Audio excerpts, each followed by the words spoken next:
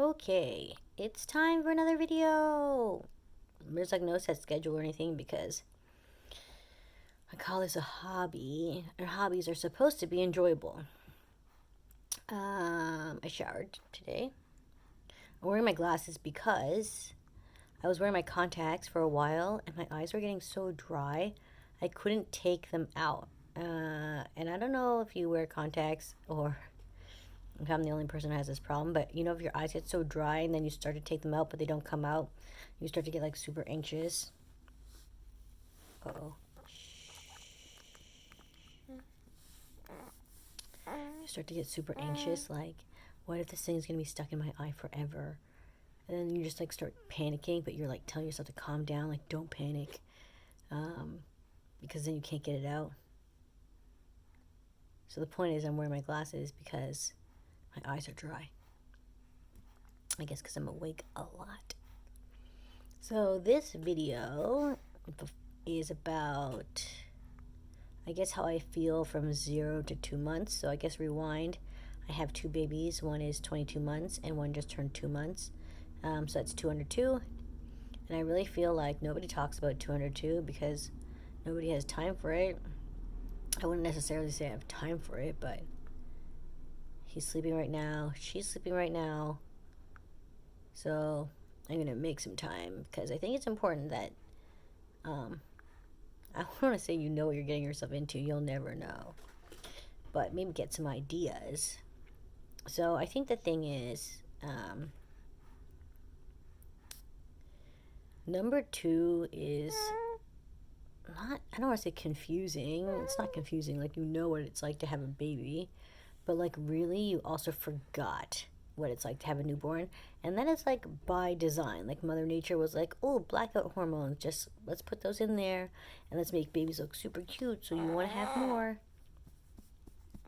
And then you do. And then you totally forget what sleep deprivation is like. And sleep deprivation is insanity. Like, it is one of the most craziest things. I don't know, you can't think straight. You can't think straight. And it'll make you go crazy. And I just remember, like, feeding at night, staying so long, you know, we're, like, learning each other, like, milk, boobs, latch, and then on top of that, it's like, okay, so the feed takes a long time. Then it was like, he's super gassy, so now I have to, like, burp you forever. And then I have to hold you upright for 25 minutes, and I'm, like, so tired. So, like, that part is, like, completely a shock to the system, just the sleep deprivation alone. Like, you forgot what it's like to be that tired. And then you want to, like, layer on top of that other things, like actually having to give birth, like vaginal or a C-section, like whatever, there's a recovery process. So that's like a whole other, like, thing on top of that. Then on top of that, I think there's like this whole adjustment phase, of course. Like, there's a new person in the house, and then, like, your relationship is changing. Your relationship's changing with your spouse or partner. Your relationship is changing with your first. And then you have this, like, new relationship. And then the relationship with yourself. So, like, that's a whole nother layer. Then, like, time is a circle. Like, it's just like, I don't know, it's just nonstop. Like, something's always happening. And then I think layer onto that, like, hormones, like the hormonal, I don't know, call it crash or whatever. It's just like another piece of insanity. It just, like, makes you just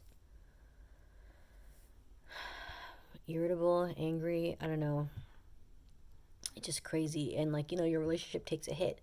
So I would say, like, the beginning, like, at least from, like, I mean, at least when you get out of the hospital to, like, 1.5 weeks at home, it's, like, very hard.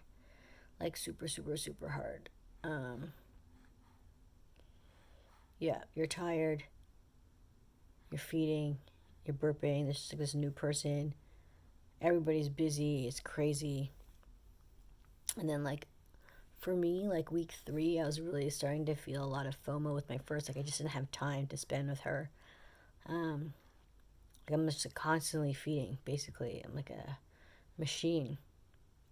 And, like, the thing with feeding is that, like, it drains your energy as well. It's like, I always see myself as, like, a battery, and, like, he eats and it's just like, just like zero. So it's exhausting, and then you just like don't have time for your first. You don't have time for yourself. You definitely don't have time for your relationship. It's like super crazy, but at the same time, like you want to make time and you want to make these memories with your first, like you're so used to being with them. So I remember we went to the zoo at 3 weeks, and it was just like madness. Like I don't know what I was thinking, to be honest. And then at 4 weeks, I remember 4 weeks because we had a appointment with the doctor because originally they were concerned he wasn't gaining enough weight, although I was never concerned about this, but I'm not a doctor. Anyways, in the first month he gained 4 pounds, so that happened. This is such an unflattering angle.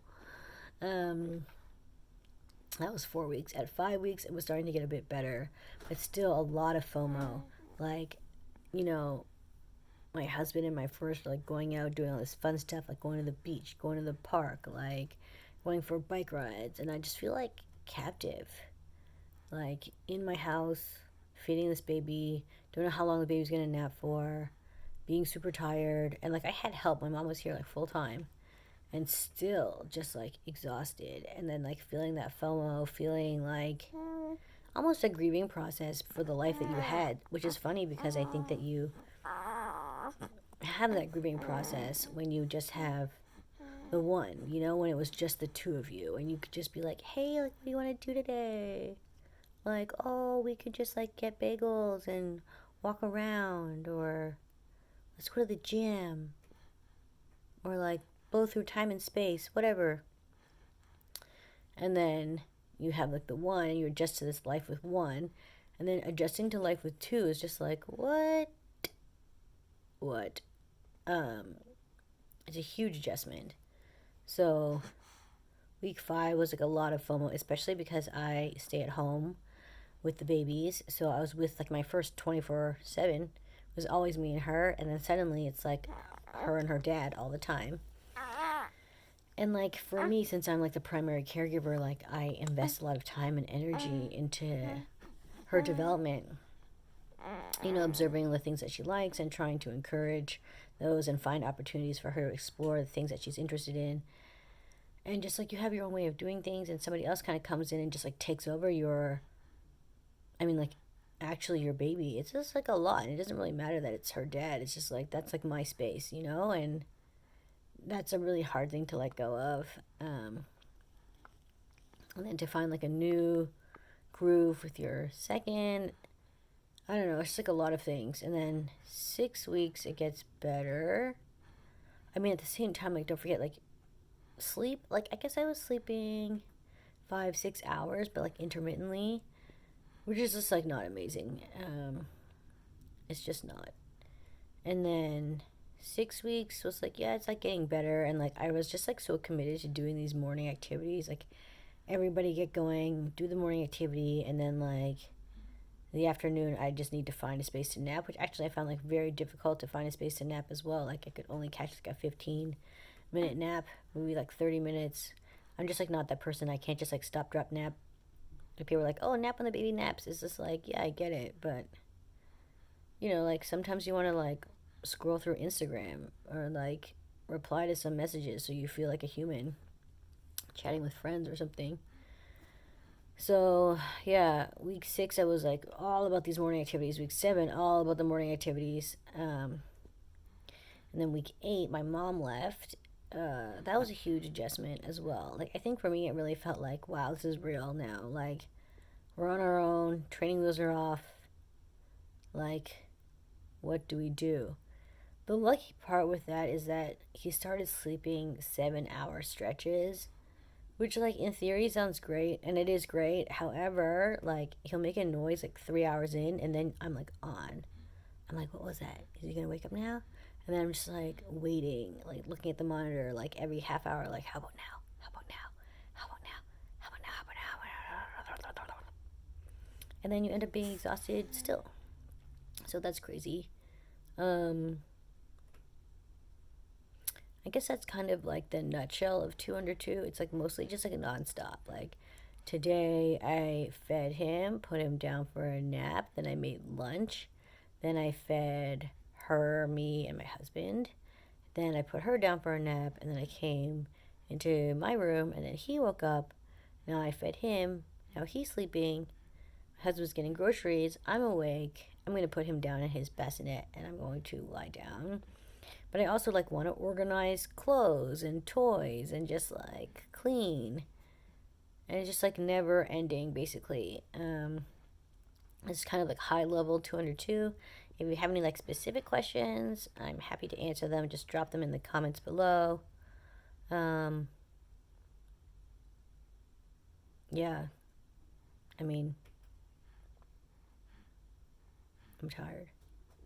But I'm not like, well, currently today I'm not exhausted, but I've definitely been very, very exhausted.